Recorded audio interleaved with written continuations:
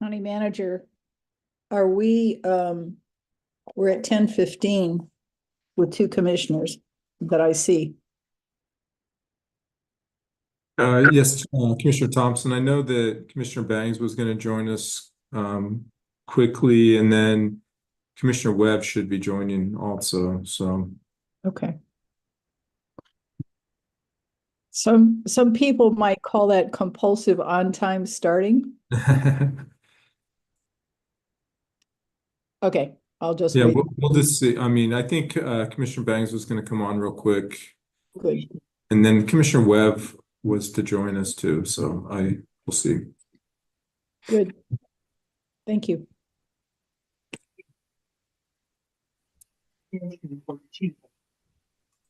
morning. Can you hear me? Yes. Yes. Good morning, Commissioner Banks. Can you hear us? Can you hear me? Yes, we can hear you.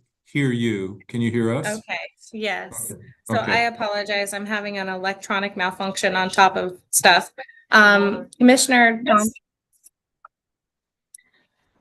Thompson, and board members, it is our last week of school and things are a little bit haywire right now. I was wondering, Commissioner Thompson, if you would be comfortable leading the work session and allowing me to go be with the students. Absolutely, absolutely understood. The last week of school is usually mayhem. Well, that is the vocabulary word of the day right now. So I appreciate it, Commissioner Thompson, and I will see you guys next week for our regular scheduled board meeting. So Thank you. correct? I don't know. Yes. I don't even know what day it is. You are correct, Commissioner. Okay. You guys have a great day. Thank you so much. You're welcome. Well, we're one short of a quorum until Commissioner Webb arrives. Nevertheless, I think it's probably a good idea if we proceed unless, okay, good. All right, this is Wednesday, June 5th, 2024. My clock has it at 10:17 a.m. This is a work session of the Clatsop County Board of Commissioners. Work sessions are an opportunity by board members to discuss issues informally with staff and invited guests. The board encourages members of the public to attend work sessions and listen to the discussion. There is generally no opportunity for public comment. Members of the public wishing to address the board are welcome to do so during the board's regularly scheduled meetings held twice monthly. As Commissioner Bangs indicated, welcome, Commissioner Webb. We're at a quorum now. That's great. We have topic number one as our agenda review. Has everyone had a chance to take a look at the agenda? Are there any comments or discussions or anything else that anyone else wants to have to say about those? Okay, well then, the clerk of the board has put that one up in print that is challenging for me to read, but subject to expansion if your computer allows that.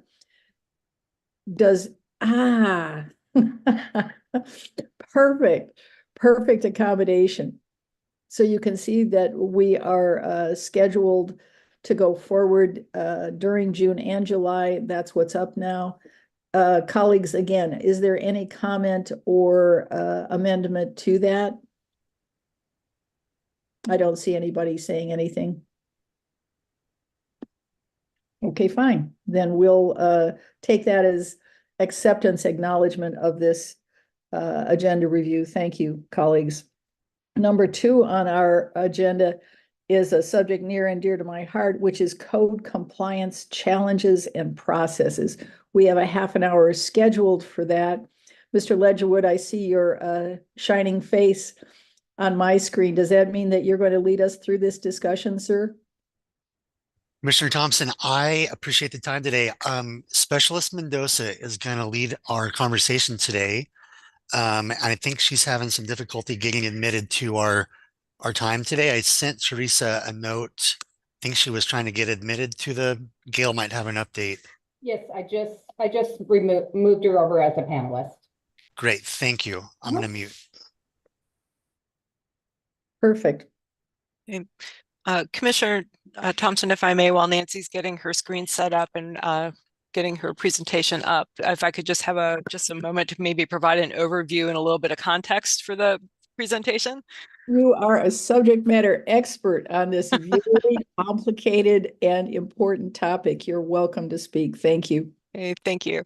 And I think you have become your own expert on this topic as well. But to give a little background and information and context for the board this morning, Commissioner Thompson sparked this conversation by working with some residents in her zone that were experiencing some very significant impacts from an ongoing code compliance case. And so we had a lot of discussion about the tools that were available to help code compliance and be able to help these neighbors and residents, and some of the limitations that we were facing and some of the challenges that we face as code compliance is out there in the field. And so one of the things that Commissioner Thompson and I had talked about was, just maybe if staff could maybe do a little presentation and just to give your board some context about the challenges that we're working with, and that sometimes these properties do take a really long time to clean up and for those issues to get resolved. So that was how we came to be at this presentation today. And Nancy, are you ready to share your screen? I hope so. Okay, I'm going to turn it over to you then. Well, could I just say one thing? Staff has done admirable work in this regard. This is some of the most difficult, contentious, fraught, hard to balance work imaginable, as well as being, I would say, challenging in terms of life safety and balancing competing interests. So I'm grateful to you. I just want you to know that I'm grateful to you for the work that you've done and want to support you in every way possible. I don't know where it's showing up. It's showing. I think it's showing. I'm having troubles with my screen or with my computer, so I apologize for this. Yeah, Nancy, you just need to go back to the beginning of your presentation. It's not it's not popping up is what the problem is. I can't see the presentation. I would go ahead and unshare and then try to share again. Okay, thank you.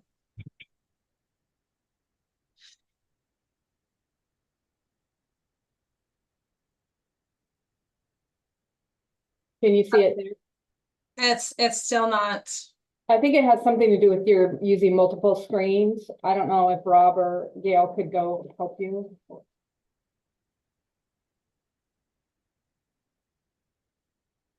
I'm sorry. That's okay. There it is. Yeah. Okay. All right. Thank you everyone for your patience. But we don't see it on our end. So We're not seeing it on our end.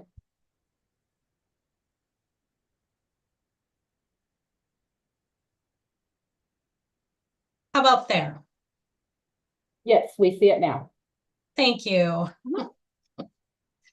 Okay, so good morning, everyone, and thank you, commissioners, for your time. Today, I would like to present to you code compliance in the field. And so what code compliance in the field means to us is that we need to acknowledge the challenges property owners face. Whether it's an RV, an accumulation of solid waste, inoperable vehicles, for example, that these are not just simply code violations, but rather they are challenges that property owners must overcome in order to be in compliance with the county. Based on what we see in the field, we proceed with a strategy that focuses on compliance. And this may be generating a cleanup plan for the property owner with a timeline, or connecting them to resources in the community. And as a last resort, we do record liens when all of our other efforts have not been successful. But even this is no guarantee that the violations will be abated, that the property will get cleaned up. The properties that we're talking about today are properties that, despite our best efforts, still remain a public nuisance to the community. This is why we are here to ask for your deliberation on further actions that may help to bring these properties into compliance.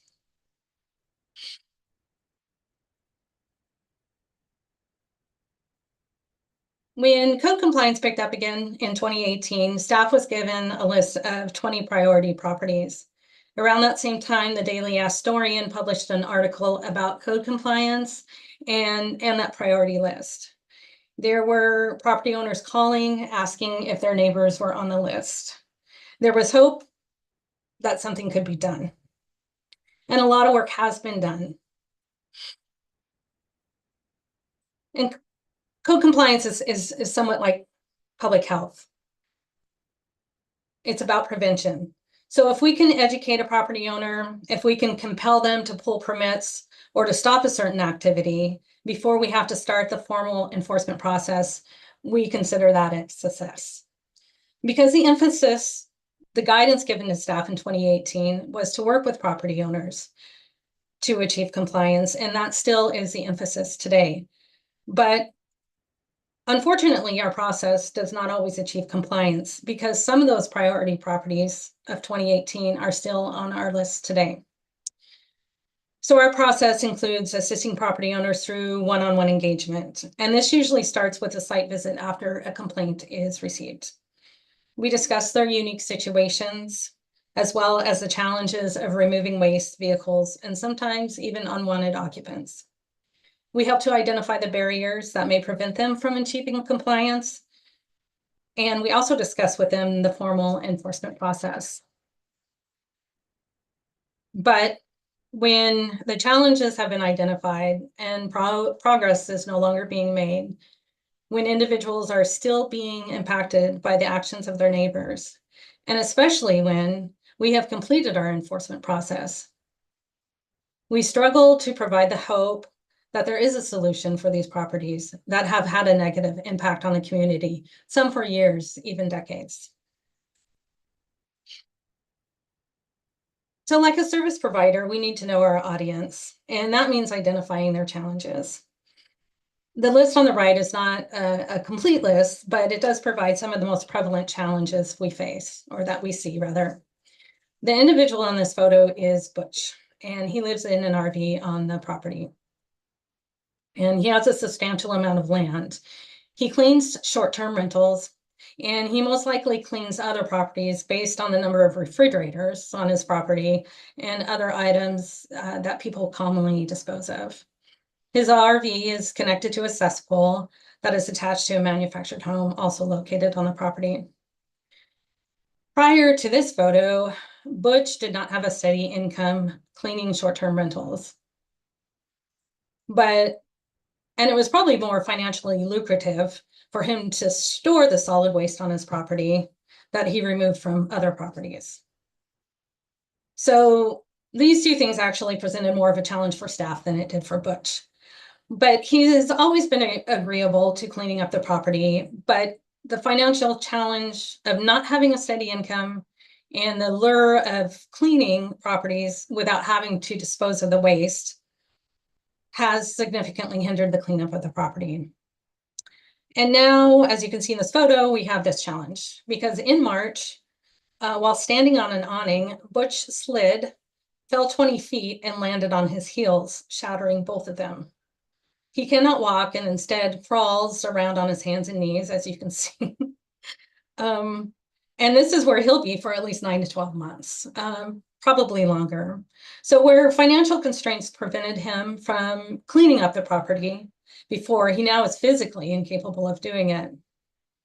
So we also know that challenges are not stagnant. They change, and they often begin to compound when conditions deteriorate on a property.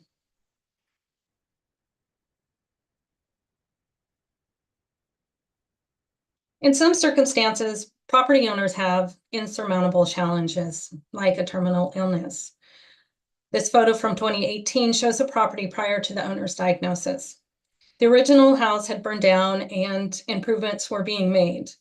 She was living in an RV while working through the permitting process to place a manufactured home on the property. Prior to her death, the property owner listed her mother as an owner on the deed. Unfortunately, she had significant challenges as well. She had mobility issues and she lived out of state. She also had significant health issues. She was completely unaware of the state of the property, and to say she was overwhelmed after seeing some of these photos would be an understatement. It was extremely frustrating and very confusing for her to discuss the state of the property. So after 2 years, after the property owner passed away, and then another 2 years of code compliance staff not being on the property, the photo from 2022 shows a small amount of waste that had accumulated in those 2 years. So for nearly 4 years, the occupants, including the owner's son, lived on the property with no power, no water, no garbage service, zero sanitation. It got to the point where site visits felt more like welfare checks than progress reports. For some properties, the community can be very involved. For years, community members tried to help the individual who occupied this property. Shortly after code compliance became involved in 2019, there were 6 other individuals who moved on to the property besides the property owner. There were many challenges with this property. The occupants on this property, first of all, were threatening staff with violence, and that was taken care of quickly. But there was also no power or water on the property. A latrine was built by one of the occupants, but still could not accommodate 7 adults. The property owner had the only source of income, and the other occupants freely used his debit card until the local store finally cut their service off when they would go there and try to purchase items, cigarettes and beer mostly. But even so, the property owner refused to press charges against these individuals or evict them from the property because, in part, he had burnt all of his other bridges in the community. And when these occupants moved in, it simply meant that he no longer had to sit on the side of the highway to hitch a ride to the store. And sometimes property owners allow people on their property because they fill those holes, those things that people are missing in their lives. They occupy time and space. They may move in claiming to be a caretaker without any training, certification, or license. But to the owner, this does not matter if other needs can be met. With this property, the owner was willing to overlook things like 12+ occupants in the house, which led to a septic failure, in exchange for companionship. And he refused to press charges when a criminal investigation revealed his caretaker was stealing money from his bank account because she helped with the day-to-day tasks like paying bills. 2 of these 4 properties I've discussed above have been taken through the entire code compliance process, from identifying challenges, providing resources, to recording liens. 3 of the 4 still have significant amounts of solid waste on the property. These are the properties where the occupants are not able to overcome their challenges. They are the smallest category of properties, but they may be the greatest consumer of community resources, and they still remain a nuisance to the community.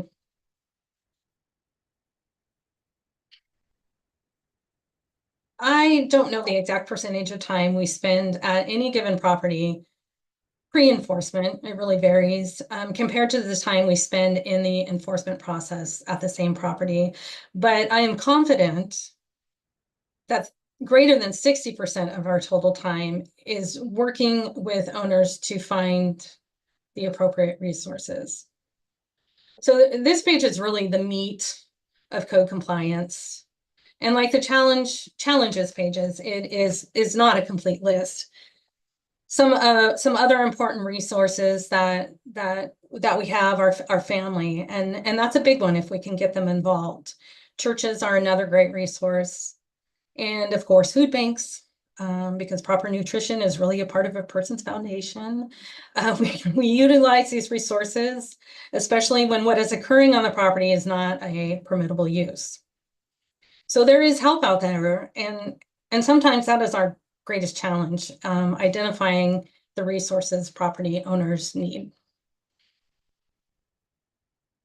So once a complaint is received, we spend a lot of time upfront with the property owner before we move to the formal enforcement process. Because we know that the majority of people do want to bring their property into compliance.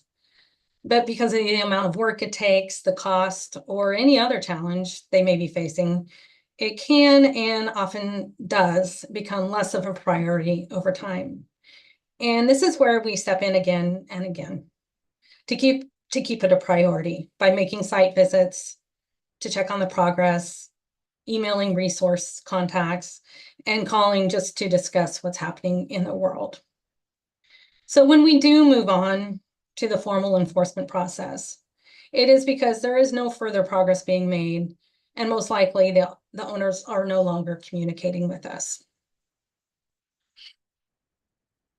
The properties I've talked about today are code compliance extreme properties, and where challenges such as no sanitation, no basic utilities or services, substance abuse, elder abuse, all exist.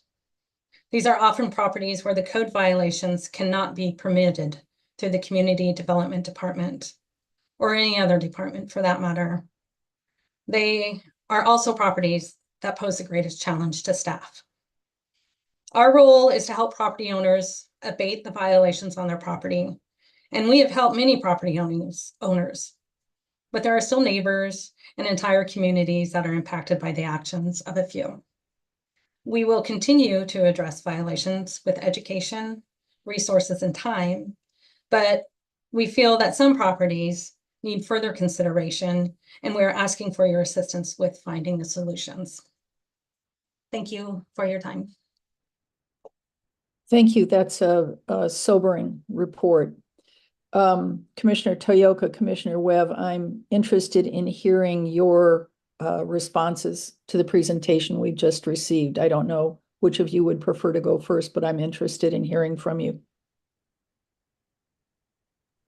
Commissioner Webb, do you want to speak? Yeah. Having been a planning director in a county, a little bit like Clatsop with rural areas, this is such a common problem throughout the country. I mean, please don't think it's unique to Clatsop County. And it's a severe and heavy burden on staff.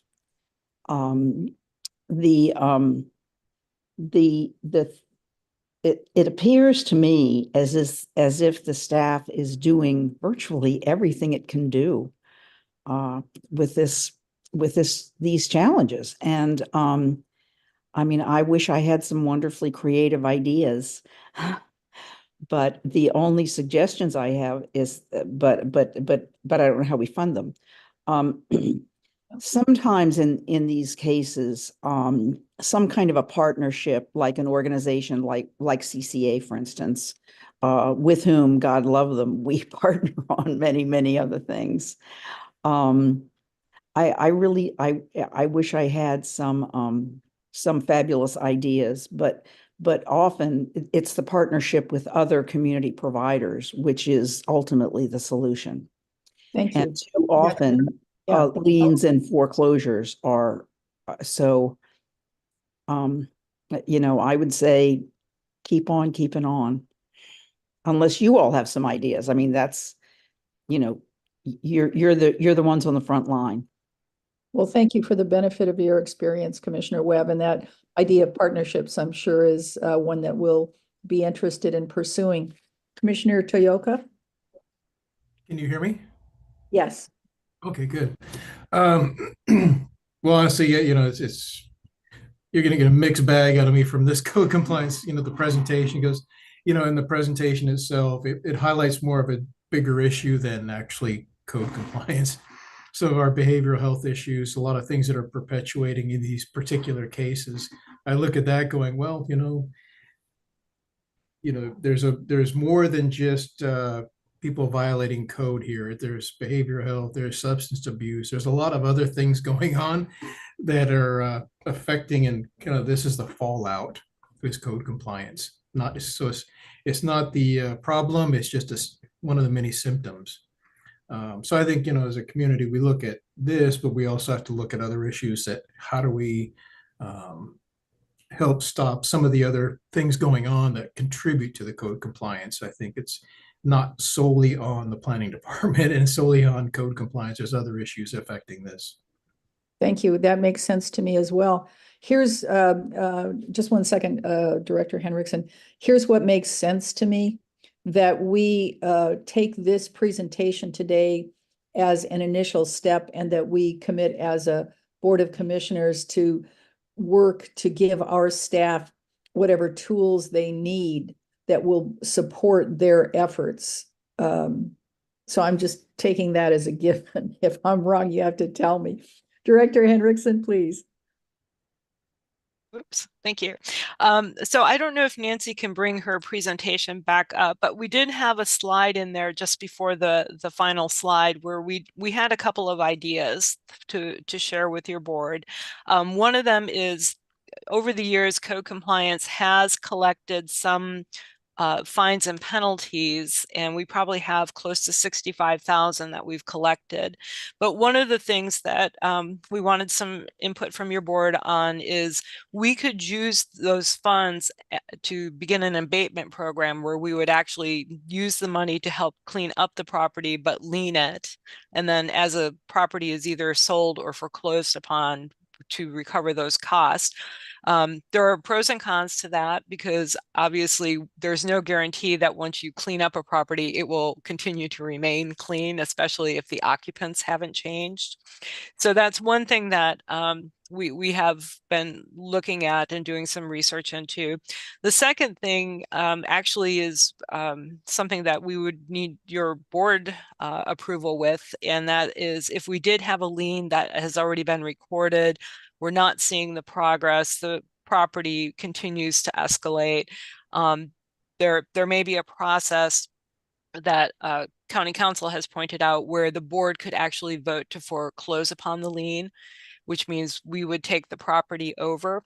But that again has its own pros and cons. You may end up having to evict people who have nowhere else to go. There's who will pay the cost to clean up the property, and if we sell it back as is to the public, that probably gets a reduced sales price. So there are a lot of pros and cons to each of these, but just some ideas for your board to think about. And maybe as you're out at your conferences and working with other community members and other elected officials, they may have some ideas that they can share with you as well. But those are just a couple of items we had for today. Thank you.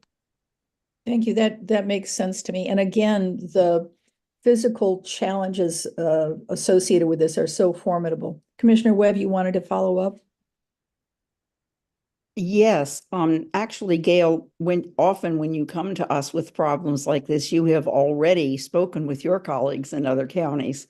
Have you taken a look, as you usually do, about other programs that our neighbors are implementing? Yeah, I have not done that research, actually, Commissioner Webb. We've just been internally here as our staff looking at some options and just wanted some direction from your board before we started moving forward. There was a similar situation to the ones that you saw on our presentation today that occurred in Yamhill County, where somebody had invited people onto the property. There were issues with substance abuse and all sorts of different things, solid waste. Eventually the owner died, and the people that had been invited on had to be evicted, but they couldn't just evict them right away. There was a process they had to go through. The people on the property burned down one of the outbuildings over Christmas, and then burned the house down over New Year's Eve. And it took years for that property to get cleaned up. And as far as I know, Yamhill doesn't have any special projects or not projects, programs to handle that type of situation. They find themselves in the same situation we're in. But we will reach out to other counties throughout the state to see if anybody has a new and innovative program. So thank you. Good. The other issue is that the foreclosure process is fairly standard, in these kinds of events. I'm not familiar.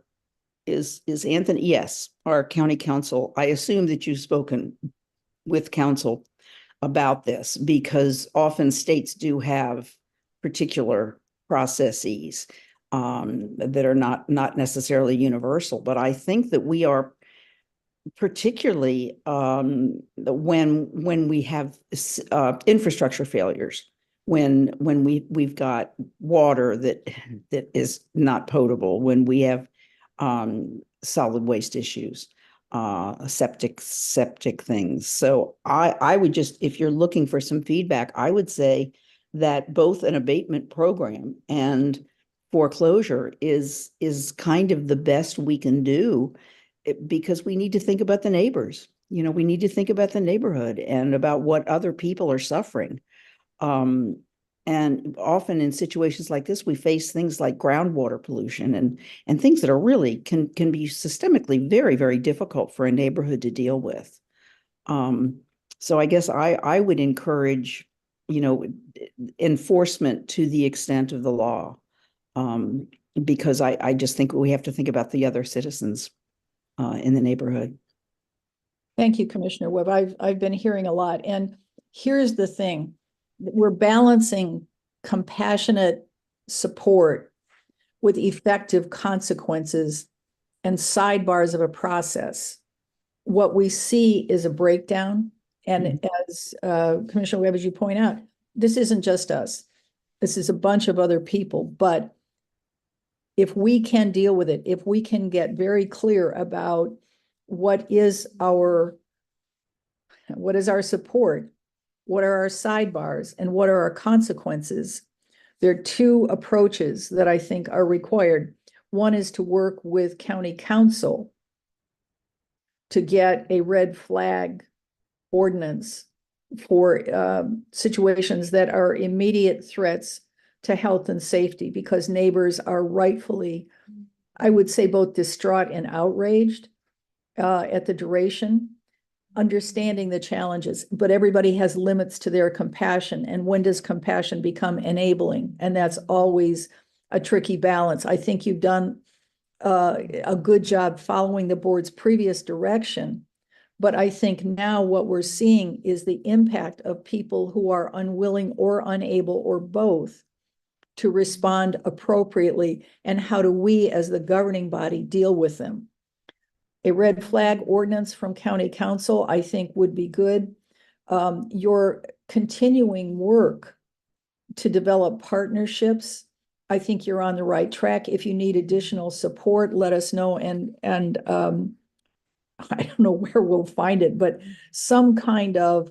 there ought to be some money somewhere to help support us as we do work to maintain neighborhood livability, because it isn't possible for neighbors to continue to live with raw sewage and used syringes, inappropriate behavior that continues. And that leads me to the third part, which is effective consequences. This is the trickiest part, okay, just saying, easier to say than do. But your point, Director Henriksen and the code compliance officers, how do we make sure that the problem doesn't recur? How do we pull the weed if it comes back up? That takes monitoring, and monitoring takes money. So there is an issue of public health, community health, neighborhood livability, all of those things involved in this. And I think it's important to work with public affairs staff so that neighbors understand what's been happening, both positive and negative, and how we're moving forward in our commitment. Does that make sense? Yes, I do understand what you're saying, Commissioner Thompson, because we will have to approach this from many different angles and find different ways of educating and, as you said, monitoring and just working with the neighbors and keeping them informed. Oh my goodness. Thank you for doing this work. You are dealing with some of the most challenging. I mean, law enforcement can put people in confined situations. You don't have that advantage. You're dealing with a lack of structure and sidebars because you're just out there in the field dealing with all of the damage and all of the damaged people. So trying to help them heal, trying to address the environmental conditions, all in the context of you're just out there doing it. Thank you. Is there anything else you want to say before we end this topic for now? Understanding we'll carry it on. No, I just want to thank Rob and Nancy as well for their work, not only on this presentation, but as you said, all the work that they do every day. And thank you to your board as well for giving us some time to share some of the challenges that we're facing and for the direction to help us move forward. Please keep us informed. We're eager and supportive. We just want to help you do what you're doing even better. Okay, thank you. You're most welcome. All right, colleagues, the next topic is number 3, psilocybin regulations. That's on page 15 of our board packet this morning. County Council, are you walking us through this one now that we've given you a charge on the last item? We'll hear what you have to say on this one as well. All right, thank you, Commissioner Thompson. Good morning, board. Just starting off, I want to point out that since we do have 2 absences, with Chair Quaylen and Vice Chair Baines, that any direction would need to be unanimous from the 3 attending board members. We'll go ahead, I think, have the discussion, but of course, if we're unable to reach that unanimous kind of decision-making, or if the board chooses, we can postpone this to a later meeting to have the full board weigh in. Just kind of want to go over the background of where we are. This agenda item is really following up to a presentation that was done by the planning manager, Jay Blake, a couple months ago, discussing possible ways forward for the county with the psilocybin regulations.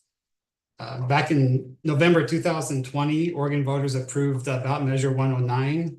The measure authorized the Oregon Health Authority to license and regulate the processing and distribution of psilocybin within the state. With that ballot measure, there's kind of a couple options for the county. We could ask the voters for a 2-year or a permanent moratorium. Here in Clatsop County, we decided on the 2-year moratorium, so that was presented to the voters and passed in November of 2022.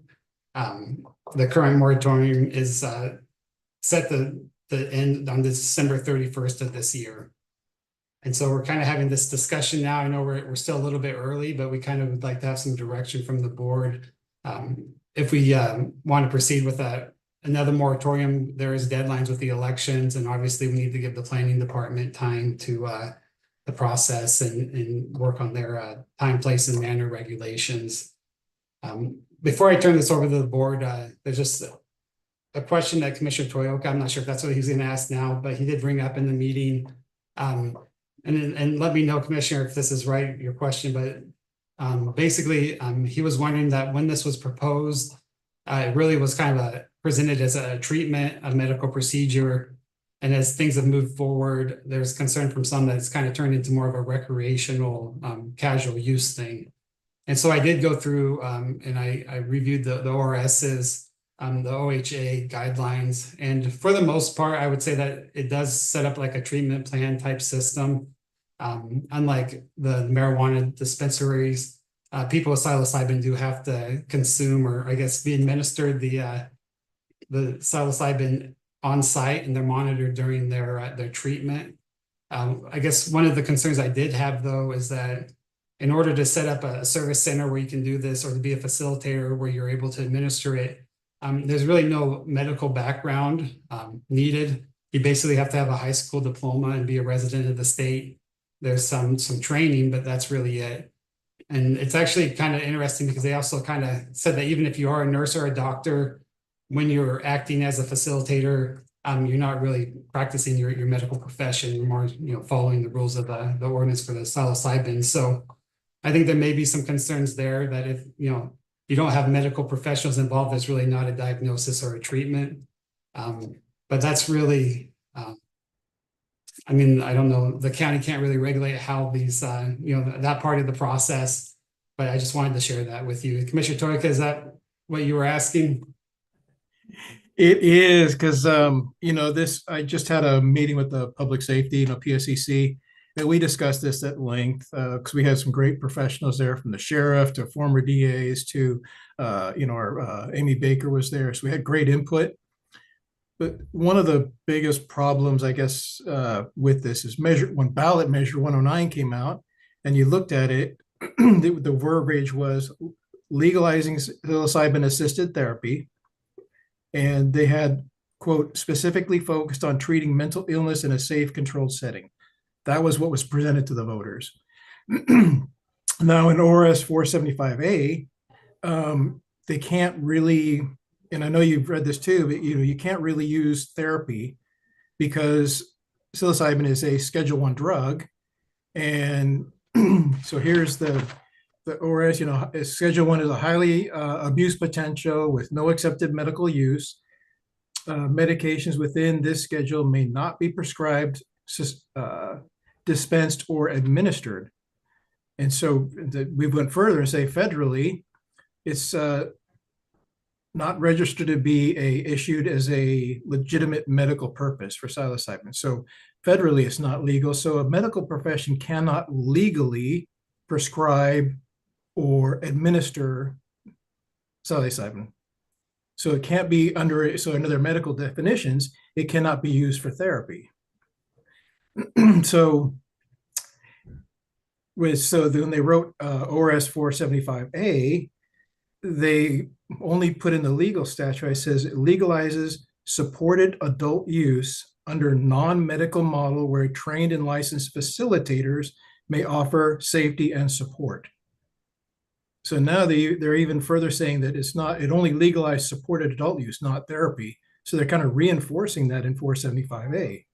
So I guess the big problem in question is like the voters, they approved, based on what was sold to them as a assisted therapy, psilocybin assisted therapy focused on mental health. And when it came down to ORS, you can't do that. If I'm a therapist, I'm a medical professional, I cannot legally diagnose, treat, not diagnose, but dispense or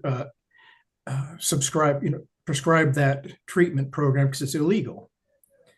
So how do we as a county say that, okay, despite legal ramifications, we're going to say it's okay and go forward? Cities can do as they please. We're only talking about unincorporated Clatsop County. But I have a problem with how do we establish and uphold a law that forbids the use of the term therapy, really. And when the voters were sold on a therapy to treat a medical diagnosis, which this will not allow.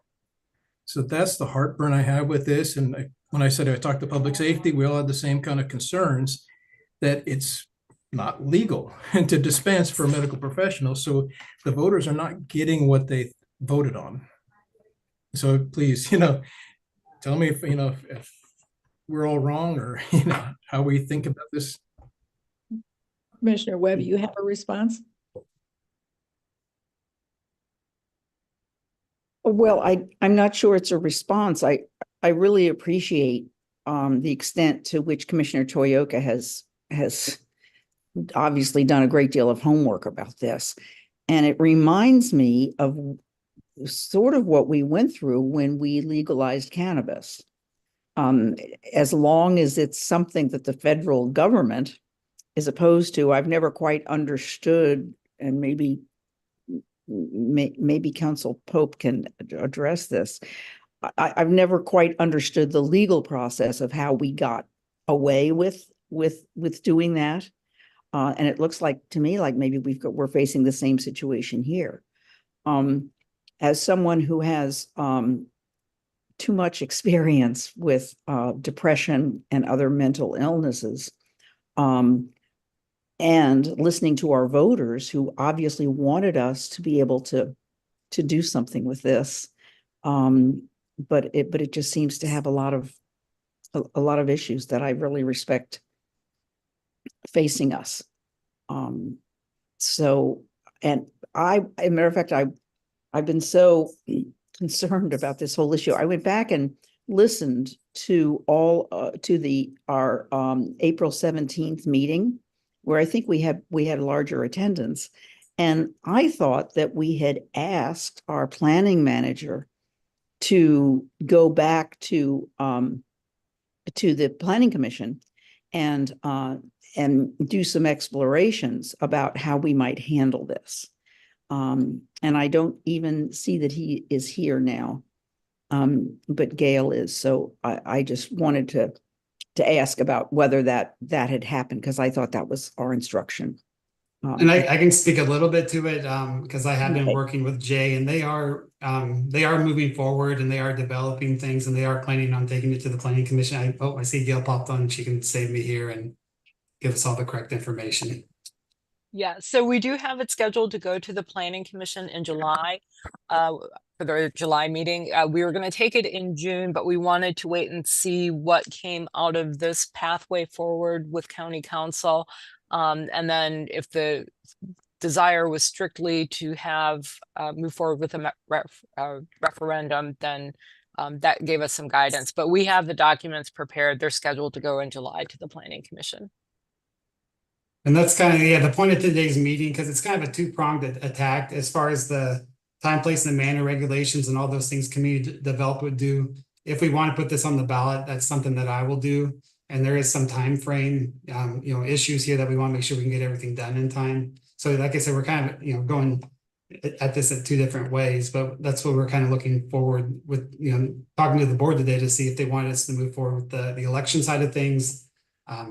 Okay, so wait a minute. So now I want to speak, because Commissioner Toyoka, your hand is still up. I don't know if you want to speak, but I want to speak now, because you and I are absolutely opposite on this. I don't have any wish to create more opportunities for bad behavior. But there is a track record of effective treatment of some serious mental disorders. We just had a previous presentation that indicated some of the issues that we have with untreated mental health disorders. And I appreciate from a law enforcement point of view, there are challenges. As Commissioner Webb points out, yeah, we had this with marijuana, yet Oregon went forward because we said, for generations, we have said, we think that there are healthy uses. Now, can there be healthy uses of a Schedule I federal drug? There are differences of opinion on this. And you stand on one side of this, I think, and I stand on the other side of it. And I've been in law enforcement. I know that people can behave badly. We all see it every day with various kinds of, a good strong coffee can lead some people to fall over the edge into bad behavior, but we don't outlaw coffee. What we're doing is looking at the appropriate use of whatever substance we have legally, culturally, and personally. So County Council, did you want to say something? Commissioner Toyoka, is your hand up because you want to speak again? Yes. Okay. Thanks for hearing me. Yeah, absolutely. And I understand, there's research that says there's positive effects from the treatments. My problem with this is that as written in ORS 475, you can't use it as a treatment. Your medical professional cannot prescribe it as a treatment. Only thing we're accomplishing with Measure 109 is we are setting up supported adult use under non-medical models. That is what ORS is, regardless of intent, but this is what is really happening. Well, so there's a medical model and then there's therapeutic use. I would distinguish between those two. But in ORS, I quoted it, supported adult use under non-medical model. That's right. So there can be therapeutic use that is not medical. That's what I'm saying. Right. Okay. Medical professional diagnosis cannot. I got it. Yeah. I got it. I hear you. Yeah. It isn't a medical model. It can, however, I would assert, be therapy. So there we are, commissioners arguing, disagreeing with. No, we did, but I'm just saying, my point is the voters were pushed under, they were sold as treating. So mental let's not wasn't. go, yeah, let's not go there. Because what voters think and what they vote on and what they put in, oh my goodness, we could go down that rabbit hole for a long time. So County Council, can you help all of us distinguish between our appropriate role? Because we are the governing body, we are obliged to behave in ways that are legal.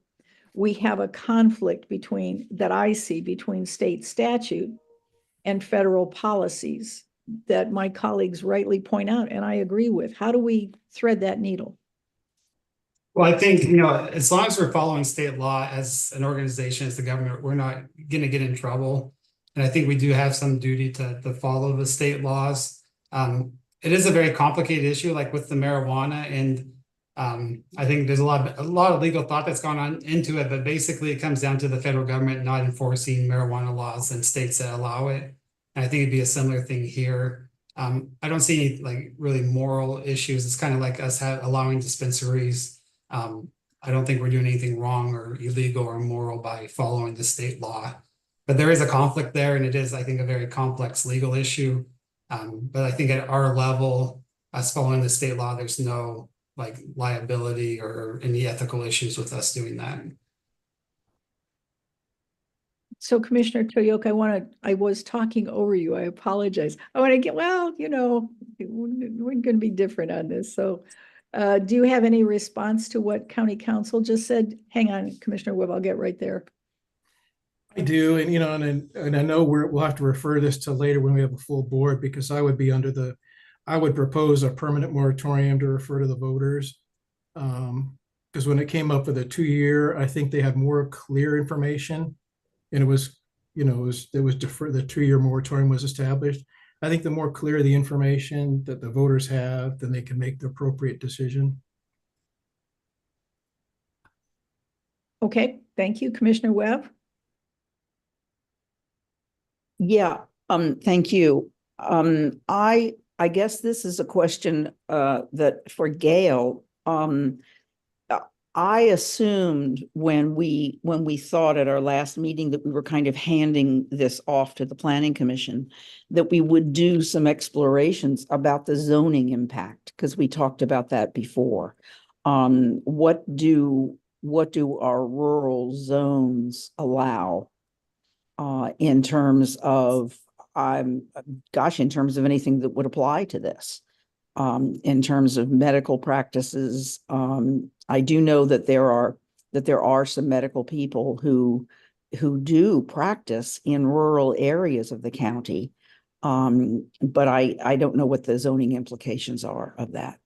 So good. I see a hand raised from somebody who might be able to answer my question. Thank you so much. Yes, thank you, Commissioner Webb. So, Mr. Blake, can you enlighten us? I will do my best. Thank you, County Commissioners. We have spent some time looking at other county zoning regulations as it relates to the psilocybin rules and regulations from ORS and OAR. And there are a number of counties, about 4 or 5, that have adopted fairly extensive rules and regulations on placement. The one that I look most closely at is Deschutes County. It was fairly comprehensive. And in that particular case, 2 years ago, Deschutes County put out a permanent moratorium that did not pass. And so Deschutes was in a fairly constricted time frame to establish time, place, and manner rules and regulations. And so they did it. They got it done, but it was a rush. And so our thought back in April was that we would approach this on 2 tracks. County Council would review with the board the option of putting together a permanent moratorium, and that's what Anthony has done for us. I have also started the review process with research and so forth, comparing our rules and regulations to what other counties have done. And I've got a draft ordinance with background information that I was prepared to present to the Planning Commission in July. And so these were kind of going on a parallel path, if you will. If the moratorium goes forward and is successful, then the ordinance for time, place, and manner would not be necessary. But if it doesn't pass, we would then be prepared in a timely and reasonable fashion to establish time, place, and manner rules. His process, county council's process, has some earlier deadlines that he has to meet, and that's why this discussion kind of came back to you first. But I reached out the other day to Commissioner Toyoka. I got word back from the department heads that I should contact the Public Safety Coordinating Committee. And so I sent out an email yesterday saying I'd love to come and talk with your group about these rules and regulations and at least have an understanding of what their concerns were, because their concerns, I think, are going to be fairly consistent with what other people have expressed. So our process would likely start in July, and we would go through a public review process with the Planning Commission and other organizations, and then we would present preliminary findings in September to the Planning Commission that would be ready to go in November, pending what happens with some type of moratorium. Now, if the County Commission decides they don't want to do a moratorium, we still need to have some time, place, and manner regulations established. And so this is not wasted effort in my mind. This is kind of the logical steps to move it forward. But we will be looking at each of the different zoning districts, what their goals are, what state statutes allow us to do in certain districts, and also, frankly, what they require us to do in districts. For instance, agriculture. The agricultural zones, this is growing mushrooms would fit in the state definition. So we got to adjust our code so that we're consistent with those state terms as well. Parallel path, we're just county council's process has to start a little sooner than mine. Thank you. That seems very clear. Well, hang on, Commissioner Webb. Since we are not a quorum today and we are divided, we're not going to go forward. So this will be continued. What I want to say is I am for therapy and healing and therapeutic use of substances.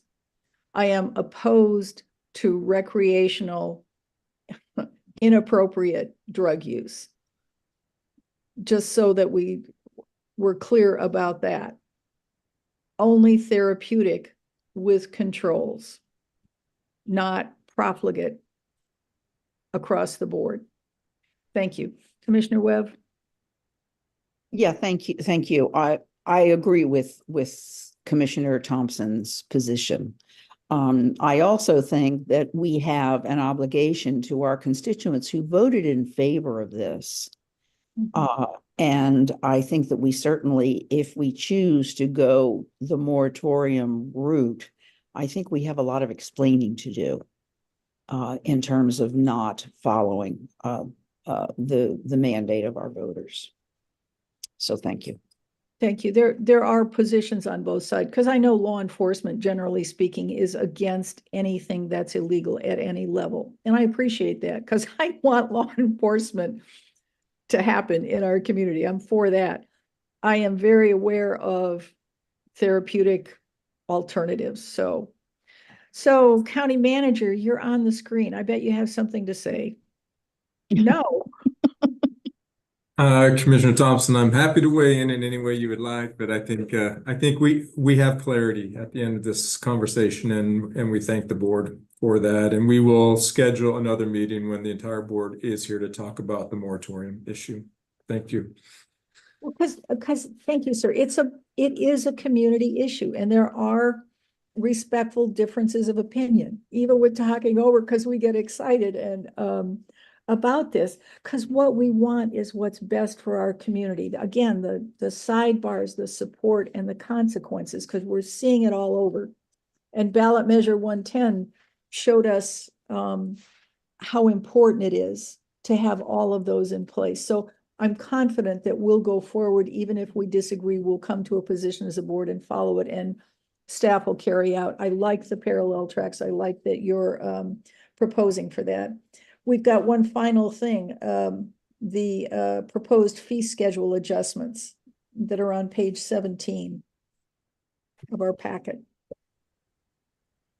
Thank you, Commissioner Thompson. Good morning, everyone. We are going from psilocybin to the fee schedule. So we are covering a broad range of topics here this morning. We wanted to bring before your board the proposed fee schedule for fiscal year 24-25 with the intent or the hopes to have it approved at the June 26th meeting. Each year, the county reviews the fee schedule with departments to assess if the current fees in place are aligned with the expenses associated with the services being provided, or if there are any new state mandates that need to be considered. The majority of the updates to the fee schedule are based on those factors. Besides some of the cleanup of grammar and formatting on the document itself, we only have a few areas that are proposing either new fees or increases to current fees. I would say the majority of the adjustments are occurring in the on-site wastewater management. Most of those changes are relative to increases in expenses. Also in the corrections division, and again, those fees are more related to state mandates. That is a very, very quick summary of the fee schedule. There aren't a whole lot of other adjustments or changes for next year. But with that, I can open it up and attempt to answer any questions. Colleagues, Commissioner Webb. Thank you, Commissioner Thompson. Having only recently recovered from the impact of our very large increase in restaurant inspections. I have never, for the past 6 months or however long that's been, I have done takeout and eating out more than I think I have in the past 10 years that I've lived, because I have this terrible feeling that we have really put a high burden, especially on our especially in my district in Astoria, where we have lots of wonderful opportunities for great food. So I honestly have to admit that I went through this really, really carefully because I wanted to anticipate any negative blowback. So it looks pretty wonderful to me. I still, I guess I still, and maybe County Manager Boone, you might have to help me out with this, but I assume that one can generally say that we have to follow state mandates, right? So for instance, when we do restaurant inspections, we have to charge them for the number of seats that they have. Okay. Now, a very large component of our food services in all of our cities are now food trucks, which often don't have any seating, which most often don't have any seating. So does it, and I think one of the kind of fun things that's been that I've been able to watch, especially in Astoria, I don't know if it's the case in the other cities, but that often a food truck is a startup business. It's a way to get into the food service field. It's a much smaller capital investment than an on-site, stationary facility is. Does anybody care about trying to, I'm sorry, I didn't mean that sounded very pejorative, but might it be worth our time to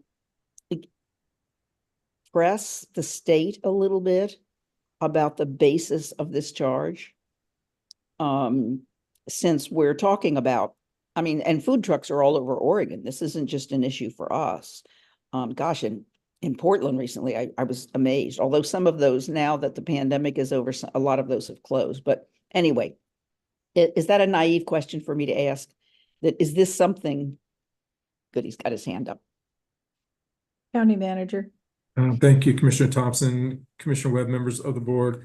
What I would say is that, you know, every county is following the same structure on the restaurant license fees. And certainly the food carts have been a relatively new addition. And what I would say is that the way counties and I think the state are approaching food carts is really on the line of effort, which is how much time does it take to inspect a food cart based upon what types of food and services that they are providing out of it. Because I think, and we can certainly have, you know, Lucas, our environmental health supervisor, give a presentation to the board about this. But for the food carts, not all of them are providing the same line of service, the certain same types of food. And so the way we approach it, because we are trying to recover costs, is if it takes an hour, then we want to recover the cost for an hour. And in certain food carts, that might replicate what a 0 to 15 seat restaurant is, or it could, you know, be a 15 to 30 seat restaurant. And so it's really about line of effort. And so I think that certainly, you know, we can talk to the state and talk to others about how these fees are being, you know, defined and whether there are other ways we can think about it. The biggest thing is, you know, certainly the state is recovering its costs too for those counties. And when we look at our costs compared to the state's costs, they're very similar. And so it is something we can continually look at. But I think it's the line of effort is how the food carts have been looked at. So it's just the amount of time that it takes.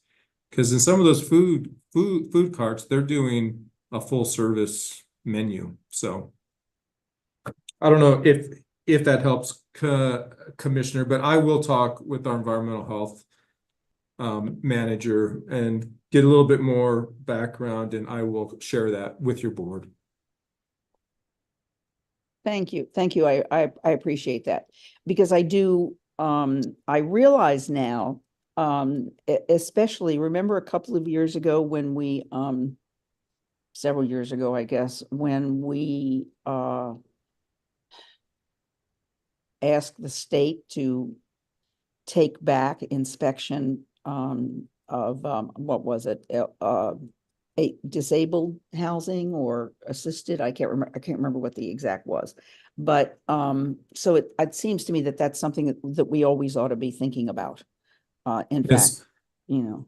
Well, and I think it's interesting because, I mean, we're always looking, I mean, let me go back. So the county does provide services on behalf of the state. These are services that if the county does not opt into, the state will provide. And there are certain counties that have opted out of providing restaurant inspections. And in those cases, the state provides them. There are other programs that we're evaluating right now as we look at public health and as we look at really all the county services, is what of those state opt-ins might we want to have a conversation with your board about and potentially opt out of? Right. Because sometimes in providing those services, we are actually reducing services in very critical areas, and we're not going to have the resources to add staff to do both. And so then for me as the county manager, it becomes, what are the priority services, the ones that we must do well and are providing invaluable services to the community, and what are things that the state ought to just do? And so, and I have some examples of that, which I won't get into. We'll schedule a future work session, but there are a number of areas that I think we're going to have to contemplate who is the best provider of those services without impacting kind of those core county services. Marvelous. I look forward to that. Thank you. Well, the budget nerds are all excited now because we're talking, you know what I mean? We're talking about essential pruning. And in a way, that's what this adjustment of fees has done is really essential pruning. Commissioner Toyoka, can you hang on just for a second? Assistant County Manager Steele, you're on the screen. Did you want to weigh in on this one or? No, I was just going to help Commissioner Webb. It was developmental disabilities. We returned that contract back to the state. Thank you. Thank you. Okay, good. Commissioner Toyoka? Okay, small tangent, just spurred on by Commissioner Webb, so it's all your fault, Commissioner Webb. No, so, when the food truck, the fee structure, the permit fee structure based on if it's there are different classes of food trucks. And so, the more comprehensive your truck, class 4, you can do full service like the county manager stated, has the higher permit fees. And if I have a single use truck, that might just do snow cones, I make that up. It's, a different class, so it's a less fee. So they adjust the fee structure based on, as the county manager said, what is provided, what, full service versus limited service. And so it's, it is adjusted that way. So again, this is where I fault you, is that it got my brain thinking differently. And I've always been thinking of this in terms of housing in our permit fee structure. Taking that same concept, and this is just, spitballing, please, on permit fee structure for workforce housing, lower income housing. If we hit certain AMI percentages, can we get a different class structure of permit fees to help facilitate, the building of those type of housing units, so those levels of housing, instead of paying a flat fee based on value? Is there some sort of incentive how we can get to help, just like we do with food trucks, if it's not full service, or if it's, basically instead of a market-based home, if it's lower income, or if it's workforce housing, can there be some other structure? So that your conversation kind of spurred on that thing we've been thinking and talking about earlier. So again, it's your fault, Commissioner Webb, for making me go down this rabbit hole, but just kind of thinking in the future, but not for now, but how do we help facilitate that through our fee structure? Excellent. Excellent idea. That's a good fault to have, Commissioner. That's a bow. And I had an article that I sent to the county housing manager about land trusts, because I worked with the Buckman Housing Co-op in Portland, which is a long-standing land trust. So I like that we're thinking creatively long-term, most importantly, to adjust what we do and how we do it to changing economic and I would say cultural, civic circumstances. So I like that we are, if not as nimble as we'd like to be, because I do hear those neighbors telling me that for 5 years, they've been dealing with these really deplorable circumstances in their neighborhood. When you have raw sewage, when you have people exploding things and using chainsaws in the middle of the night, and syringes blowing around, syringes blowing around. I mean, that's just unacceptable. I would really be extremely grateful if we could find as quickly as possible a way to address those neighbors' concern that is still as compassionate as we can be, but as effective as we need to be. That's my little flag waving speech. All right. Are there other comments? Anyone else want to say anything before we sign off for the day? I'd just say, Commissioner Webb, you're coming to OCZMA as Clatsop County's representative. I'm headed there as the LCDC Coastal Commissioner, so I can listen in and carry back a more informed perspective when I go to Bend at the end of this month for LCDC, and looking forward to other robust discussions. I really appreciate that we have been together long enough that we can have differences of opinion and present thought out points of view, and then look for ways to go forward with common values in a way that respects our representative democracy. Thank you, colleagues. Thank you, County Manager and staff. We're adjourned for now.